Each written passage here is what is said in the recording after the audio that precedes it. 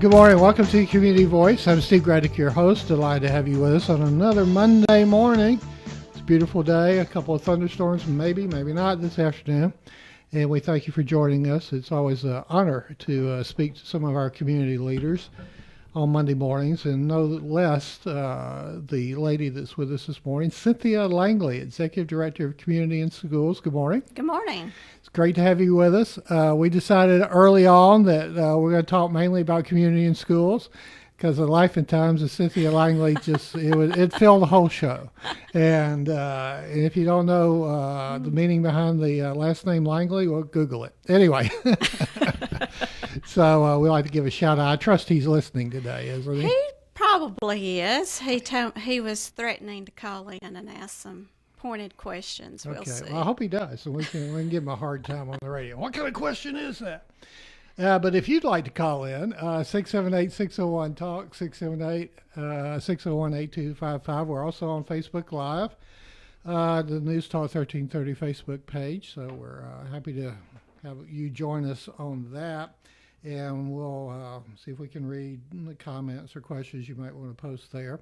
Also, old school, you can listen to us on 1330 and 106.3 FM. So we're out and about, and of course you can stream us too on your smartphone. Okay, well, how about that for an introduction?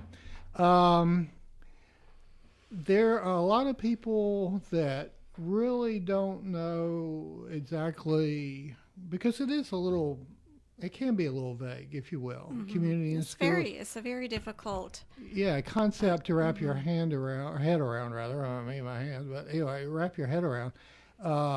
So I guess let's just jump right into it if we can. Community and schools. Is it or is it not a real opportunity for us to reach out to our schools, for everybody to reach out to our schools and become part of this community? It's a great way to become involved with your schools and your community.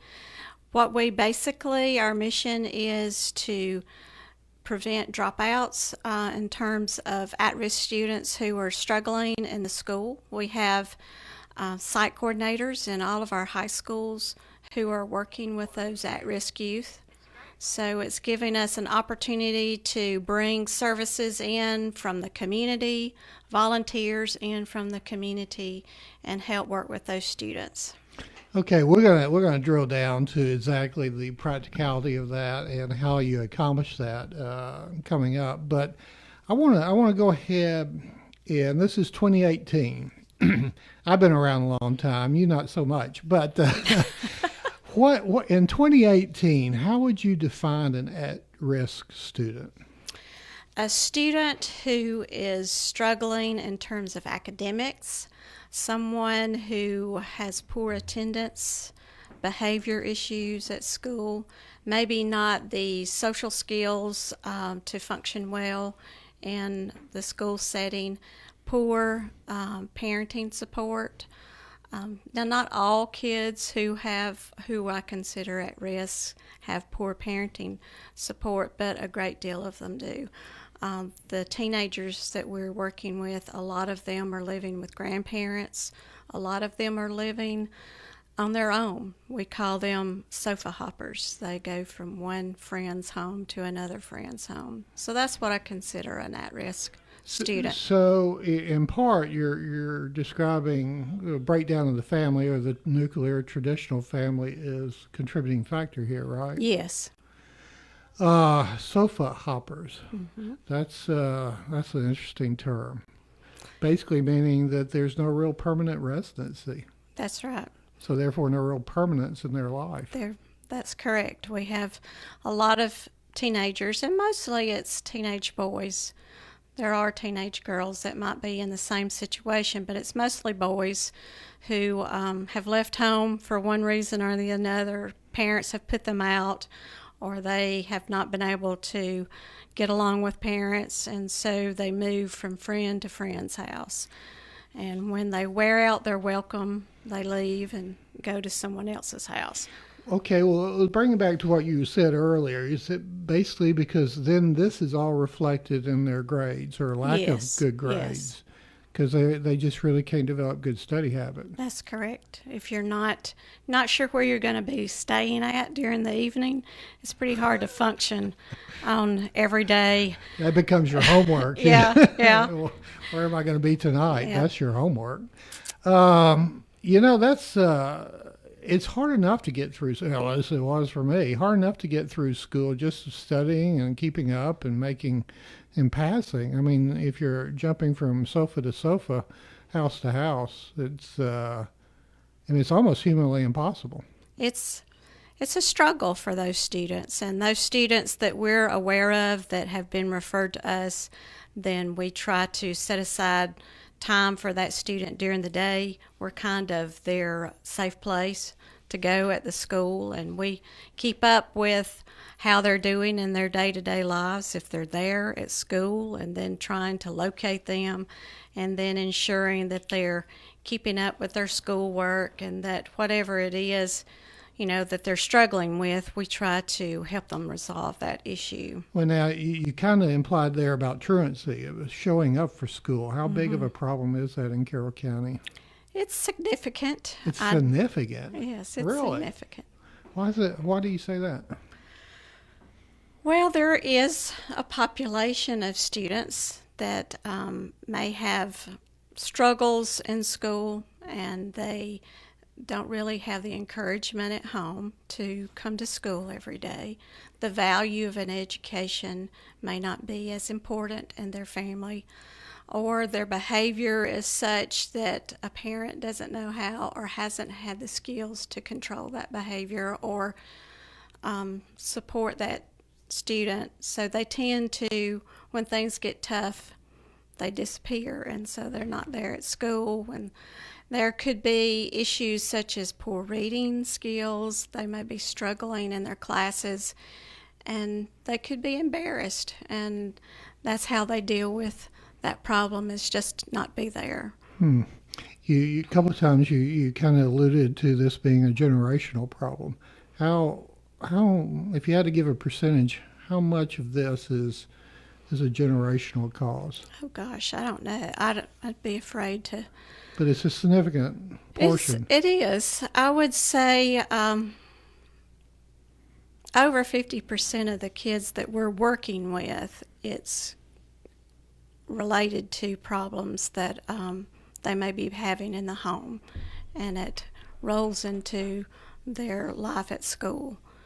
And it's difficult for a student to enter the school building and kind of knock that off their shoulders and function as a normal, or what you would consider a normal student in a normal school day, when things are going on at home and their struggles. Our guest this morning is Cynthia Langley, Executive Director of Community and Schools. We're going to have a special guest step in during the break, but stay with us. We've kind of tried to talk a little bit about the challenges, but we're going to talk some about the solutions coming up after this word from Tanner Health System. At Tanner, we're advancing health throughout West Georgia and East Alabama, because we know that exceptional care isn't based on how many patients we serve, but how well we serve them. That's why we're focused on quality, delivering the best possible care for our patients. It's why we're expanding our clinical services and building new facilities to serve our growing community. And it's why we're looking beyond our hospitals and medical practices to develop sustainable wellness and preventive health programs in our region. What makes a hospital great has changed. It's not how many beds we have. It's how well we care for the neighbors who need them. Delivering the right care to every patient, every time, is how Tanner is advancing health with medicine beyond measure. Learn more at tanner.org or find a physician on our medical staff by calling 770-214-CARE.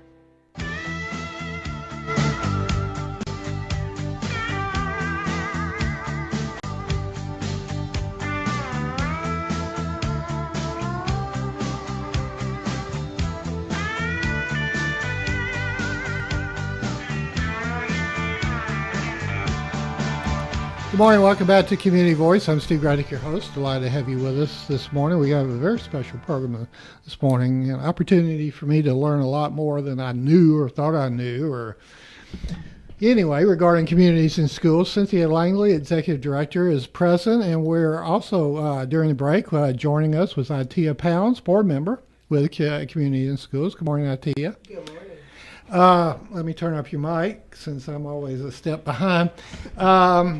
We talked beginning. I really wanted to kind of define the problem, but one piece of the puzzle that we really haven't talked about. We talked about the truancy and being sofa hopping, whatever, and possibly being, or part of it being generational, et cetera. But for those of us who are fortunate and blessed enough not to live in that world, it's sometimes hard for us to comprehend. Part of that world is a world of poverty. And, I think that's an important point to make about this, because I think it also reflects, in a sense, what we see economically on the chamber side of the growth of the county is reflected, and those challenges are reflected in, the word poverty in another part of our population. So if you would, elaborate on how widespread it is and how it impacts your work with community in schools. And Tia, you want to go first? Just break you in? Sure. Okay. Well, being a board member on Community in Schools, it just, as I was able to go in to see the schools, I went into Villa Rica High School, where you see students and you hear about their problems, and you really don't. I guess you can't wrap your hands around them if you have not lived that life. Mm-hmm. And so your heart goes out to them, and you want to be able to give to them as much as you possibly can, because you know that learning is a big piece of it. But as I think I heard Cynthia say earlier, that they can't learn because of the issues that they have and their surrounding. And so it's difficult for them. But with having communities in schools there, Ms. Tamika Cheeley, who is the site coordinator, has done an awesome job. I was able to sit in with her for half a day and learn some of the meet some of the students, as well as what she does. And she has a great food drive to help the students eat, because a lot of them don't get to eat before they get to school. So food is a big challenge. Food is a very big challenge, as well as the living quarters, as well as their foundation. Because if education wasn't important in the home, of course, it's not going to be important to the student. And so they're just in a mode of survival. Clothes are very important to students. Yes. And they were to me, not that, whatever. But anyway, it's, we know in that elementary, middle school, high school experience, having the right clothes is important. Yes. How does that impact the work of community in schools? At each school, we typically have a clothing closet for kids, and we also have a food pantry, and we have other items like hygiene items and school supplies there. But clothes is a huge deal with kids. Mm-hmm. If they're living in poverty, they're going to, if they purchase clothing, they're going to probably purchase one pair of jeans and save. For instance, a girl is going to buy one pair of jeans for school. Well, she's going to buy what's popular, which may be the shredded jeans. Well, that might not meet school dress code. And a lot of folks will say, well, she knows that doesn't meet dress code, but if she's going to spend money on one pair of jeans, she's going to want to look like everyone else. So a lot of times we're providing some backup clothes for that student, so they'll have something to wear at the school day. We have had a huge donation from Jules and James. This past school year, they provided us with a great supply of clothes for the girls that we work with. We have a lot of other donations from individuals, groups for clothing, especially T-shirts for the guys. And we try to keep in our food pantry snacks that the kids can come in and get a snack during the day, because quite often the kids that we are working with, well, let me just say over 90% of the kids that we work with are on free and reduced lunch. So the food and the meals that they get are usually at school. So when they enter the school building, they may be hungry for the morning. During the day, they need a snack. and a lot of these kids don't have money to purchase snacks. So we try to have snacks on hand. Fresh fruit, we get donations of fresh fruit, and that's typically gone just like that. You would think that a teenager, fruit, but they jump at the chance to have fruit. Is that possibly indicative of the fact that the food they are getting their hands on is just low quality fast Probably. food, junk food? Mm-hmm. So, I mean, because otherwise, why would they like fruit? Yes. So, okay, well, we've talked a lot so far about all the challenges and it's kind of getting me a little depressed. I mean, this is a big problem. So let's shift gears and let's talk about community and schools from the perspective of a board member. But how, or Cynthia, both of y'all can jump in. How is this structured? What is the solution? How did it come about?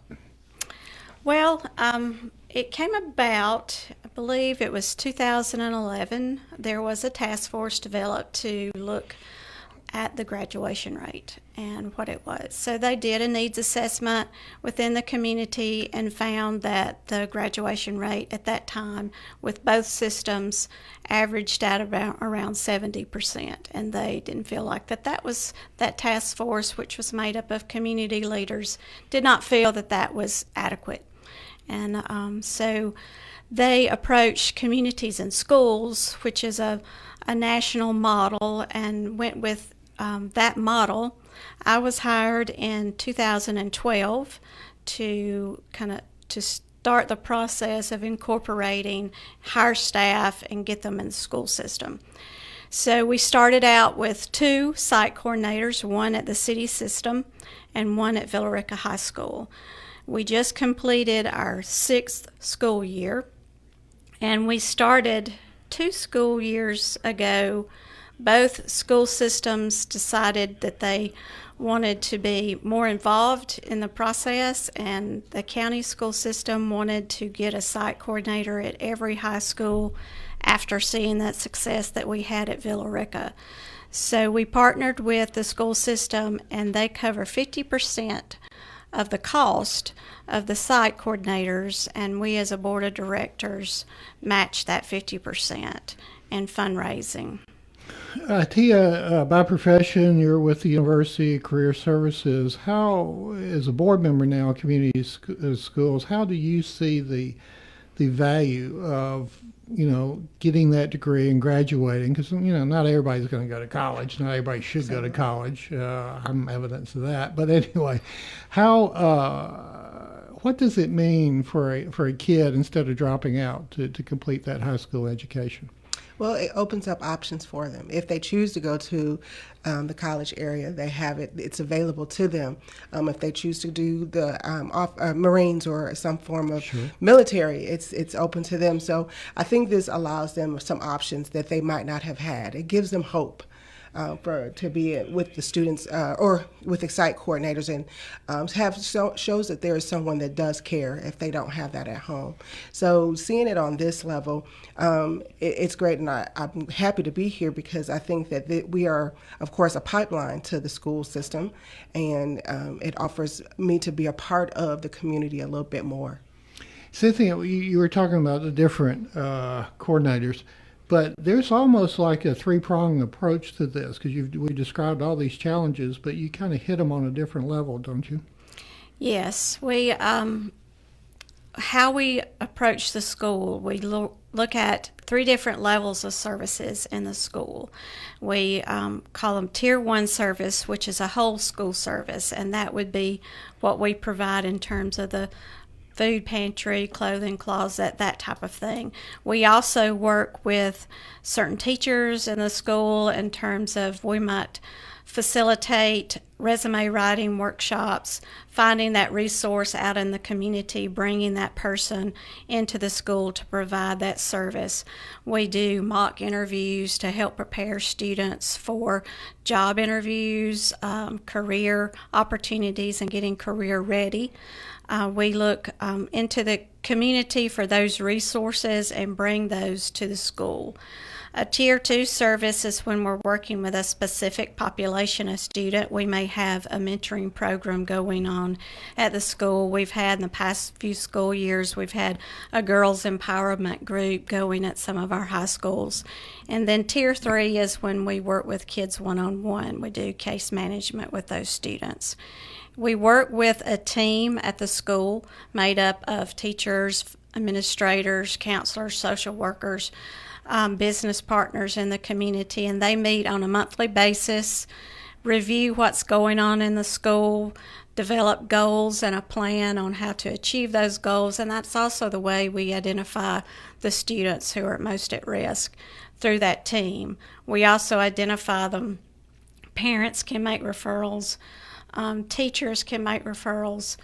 We get our biggest referrals from other students that we may be working with, and they'll say, hey, I've got a friend, or they might bring that friend with them into the site coordinator's office and start talking, and then you realize, hey, they are trying to link their friend up with us. So it's also the clothing closet and the food pantry is a great way to identify that most at-risk student.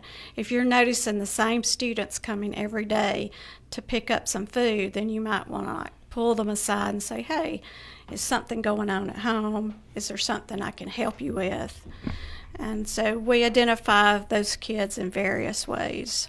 Then that's extremely powerful. I mean, this day and time when we're talking about, identifying, reaching out to at-risk kids, the mechanism here is in place to do so. So it's very much a preventative for things going even worse than they may be for the kid, correct? Yes. All right. Well, we're going to have to take a break to hear from Tanner Health System, but I want to tell you, you've got some shout-outs on Facebook Live. Leslie Smith McPherson, Holly Presnell, Justin Richards, and Shannon Holland Melson. Congratulates on your work you're doing with community and schools. And we'll be back with more after this from Tanner. Yeehaw. Alabama, because we know that exceptional care isn't based on how many patients we serve, but how well we serve them. That's why we're focused on quality, delivering the best possible care for our patients. It's why we're expanding our clinical services and building new facilities to serve our growing community. And it's why we're looking beyond our hospitals and medical practices to develop sustainable wellness and preventive health programs in our region. What makes a hospital great has changed. It's not how many beds we have. It's how well we care for the neighbors who need them. Delivering the right care to every patient, every time, is how Tanner is advancing health with medicine beyond measure. Learn more at tanner.org or find a physician on our medical staff by calling 770-214-CARE.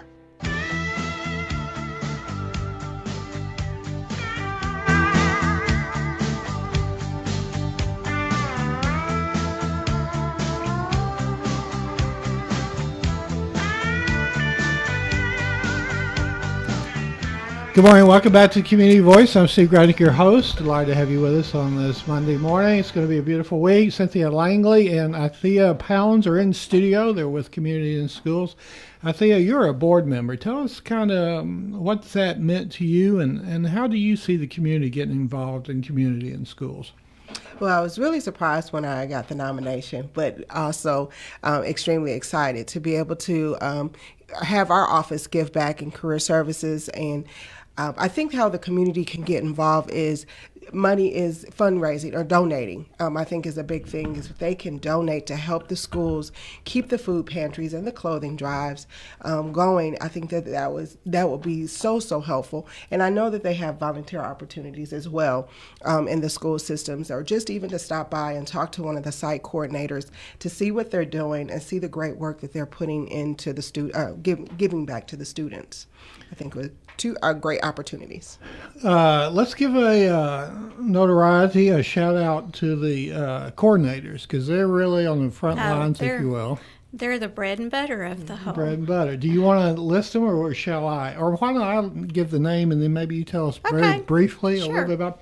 We have Corinne Hinman at Central High School. Corinne. Corinne Heineman. Okay. She's at Central High School. She's been there for 2 school years. Her background has been in juvenile justice, and she's been doing a great job there. She's helping us also this coming year with some fundraising events for the whole affiliate. So she's got a lot of energy and a lot of enthusiasm. Kristen Fretwell of Carrollton High School. Kristen has also been, she's completed her 2nd school year. She's been a great addition to Carrollton High School. She's also working with the Bridge program at Carrollton High, and that's their after-school program for tutoring, that type of activity. Her background, she worked for Willowbrook at one and did in-home services. She's been a great addition. She's got a lot of energy also. Kevin Pace. Kevin at Pace Temple. is at Temple High and Temple Middle. He has worked with the Department of Family and Children's Services in the past and community supervision. He's also works as a lay football coach for the high school football team and also the track coach for the middle school. He has a great way of making connections with the students. He's been a great asset to both schools. Hannah Yates of Bowden Mount Zion. Hannah is split between those 2 high schools. She is a graduate of Bowden High School, so she was excited to get back to home and work. Her background, she worked with the Pathways, the ACT team, so she's excited, and she really fits into both settings very well. She is very acclimated to small town life. Tamika Cheeley. Tamika is our lead site coordinator, and she has been with us the longest. Villarica High School. Villarica High School. She is We Are VR girl all the way. She has worked there and dedicated her life. She just completed a great big back-to-school supply drive yesterday at Villarica High School with a lot of community partners involved. So she's always looking at ways to help the community. Rashonda Powers. Rashonda Powers started with us last year. Carroll County Middle. The Carroll County school system had some Title IV money, federal dollars, to work specifically with bullying and suicide prevention, and they contracted with us to provide that service, and we hired Rashonda to do that. So last school year, she worked in the middle schools providing those services to middle school students. Well, I'm glad we went through that list. Pretty good, huh?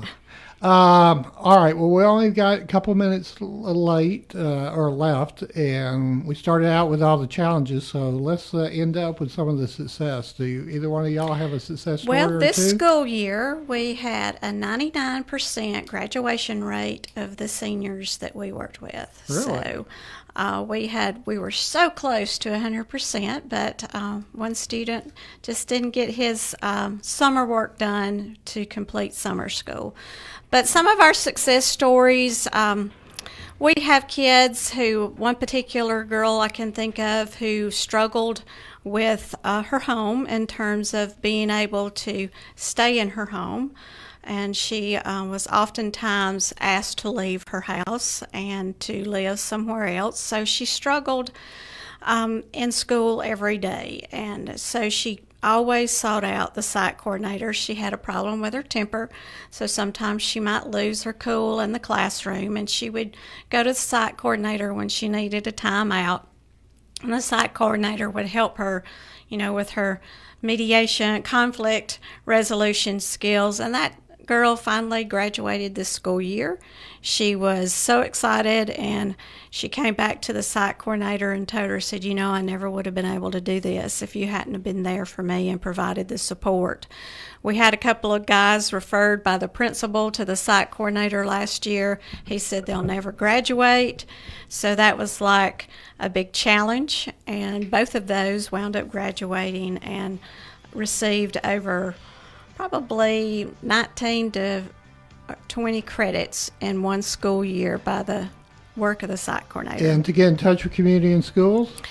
They can contact me, 678-664-0536, or email me at clangley at National headlines, ciscarroll.org. Georgia State news and sports, And the local stories you care about. News Talk 1330 WLBB, Carrollton.